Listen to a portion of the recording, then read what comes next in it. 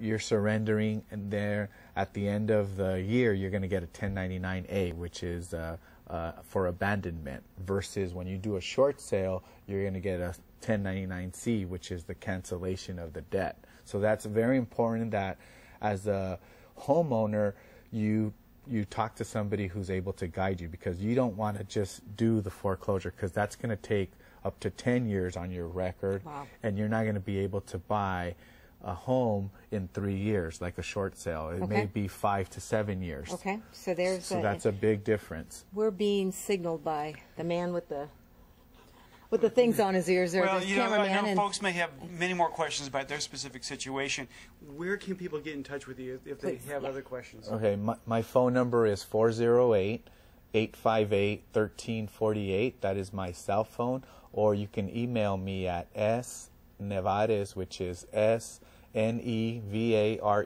like zebra, at interorealestate.com. And you are fluent in Spanish, too. Yes. So se habla español with this guy, yeah.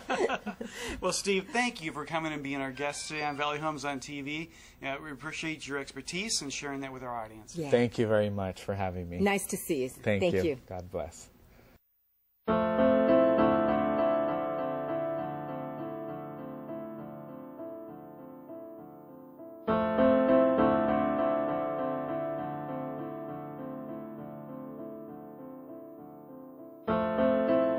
Behind the wheel, there is no such thing as a small distraction.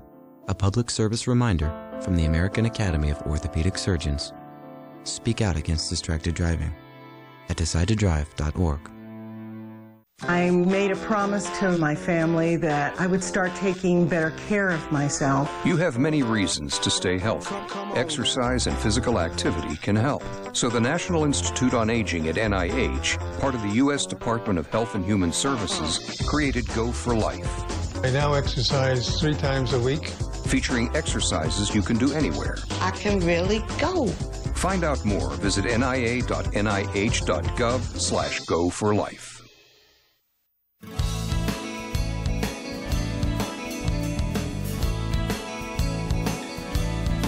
Welcome back to Valley Homes on TV. You're watching Channel 26, where you can see Todd Flesner and myself, Debbie Giordano, on Monday, Wednesday, and Friday at 6:30 p.m. and Saturday and Sunday at 9 a.m. How about that? 5 days a week. 5 days a week. Here we are. We are in the beautiful Senior Center in Milpitas next to City Hall. And we wanted to talk about, we just taped a show with Zahir. We did, over on Main Street, his new restaurant, Zahir's Bistro. Yeah, wasn't fabulous. Fabulous show. He's really a commodity in the city and really kind of neat to talk to, and has so much energy to share, and his food is awesome. Yeah, no, it was great to be able to get over there and to get a chance to look around his new surrounds with the restaurant there. They've done a marvelous job with that. And, right, and he has that room for the banquet hall in the back of the room. Exactly. If you're on Main Street, you can't miss it. Can't miss him. Well, Todd, Mister, you've been busy this year so far. Here we are. We're doing a March wrap-up for February stats. But what can you tell me about the market the last 60 days, particularly your loan market? Red hot. Red hot. Interest rates are, at or near their all-time lows. We are back in the 3 1/4 to 3 7/8 range for 30-year fixed-rate loans. Jumbo loans just slightly higher. I'm also seeing a lot of folks who are in the market to buy homes. Thank you. You've given me quite a few buyers, and we cannot find homes for them, but we are looking.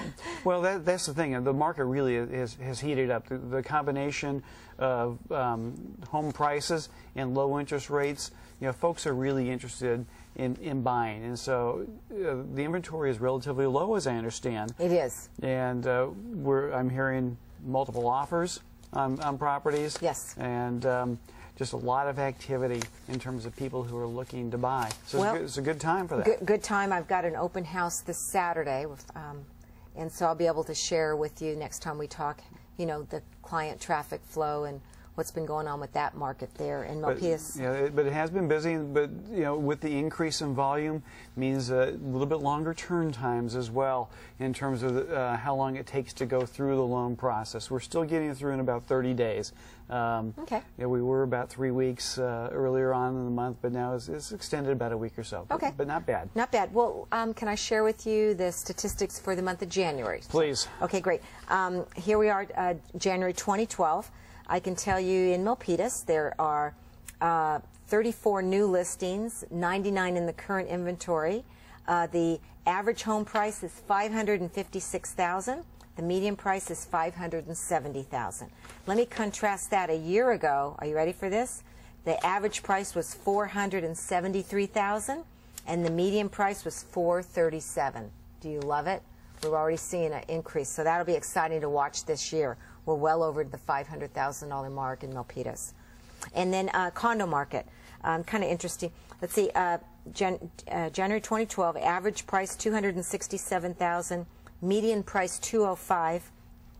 A year ago, average price $246,000 and median price $232,000. So pretty steady. Have you seen the new construction driving through Milpitas there along Able Street?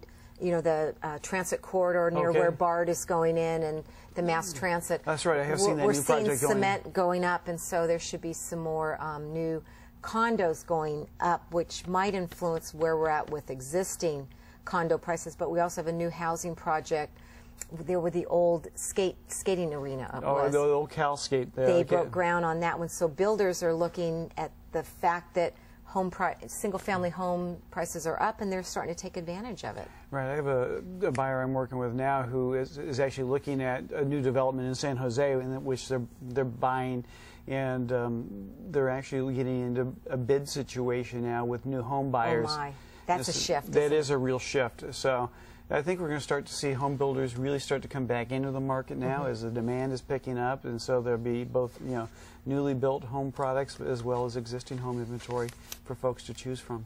Very good. I had a couple things I wanted to share here regarding hiring an agent, selecting your real estate agent. Can I invoke upon you what folks are talking about in terms of what they're looking for? Sure, yeah. Hiring an If agent? folks are thinking about listing their home, what are the things they ought to be Well, let me asking? tell you, this is hot off the press. This came from Property Minder that does the real estate searches. So this is kind of general knowledge in the industry. First thing you want to do is ask if the agent is active in your area and if they're knowledgeable about that specific area. We've been talking about Milpitas specifically. Correct. You have a home that's in the Manor area. There's different areas but people want to know about the schools. They want to know Absolutely. about what shopping and the parks, and so if you have somebody who is a specialist and knows that neighborhood, that's going to really translate to helping to sell your home. Absolutely. And then you want to check the agent's references. That's really key. In fact, pick up the phone or send an email to the person client that they've used in the past and see how the work experience went between that. And usually most agents are happy to supply you with a satisfied list of customers. So. Well, if you're being hired for a job, right? They're going to check your references. Same thing with a real estate agent. You want to check on Absolutely. See how folks have done. Another question is, does your agent make you feel comfortable and confident? Are you able to work with that person? Do they answer your questions promptly? Nobody likes to have a question floating out in the air, needing to have an answer and not an immediate response. So I think that's really important, is that level of communication between the two. Well, and I think also being able to share both positive and negative information as well. I mean, information is information, right? Right. And so being able to address those things quickly and accurately is important. And then a big key is knowing the market, getting the market conditions as far as preparing the home for sale and suggesting new strategies in selling the home. Then the big item, have you heard of the CMA? Do you know what that means, Todd? I'm sure I do. Competitive, I'm testing you. Just like we had with Steve. It's like a BPO, Nevarez, but it's BPO on short sales. CMA is a competitive market analysis, and what that does is it allows the agent to look like an appraiser would look into the value of the home and look at existing properties that are for sale, have sold, comparable properties in terms of square footage, location, A lot of factors go into that. An experienced agent will know how to draw in those numbers and to do a correct analysis for the homeowner so that they can correctly price the home. Well, and then it has to do, I'm sure, a lot with the amenities of the home. You know, does it back up to a freeway? You know, is it on a busy street? You know, those sort of things that, you know, if you're just looking at the sale prices of other homes in the area, I think you need that level of expertise in the detail. You must have worked with an agent before. You seem to know that. Good for you. And does the agent give you broad market exposure? You want to check into that on what they will be doing for your property. Brochures that describe the property, get a copy of something like that, and make sure you're on multiple listing with the agent. That's key. And also virtual tours.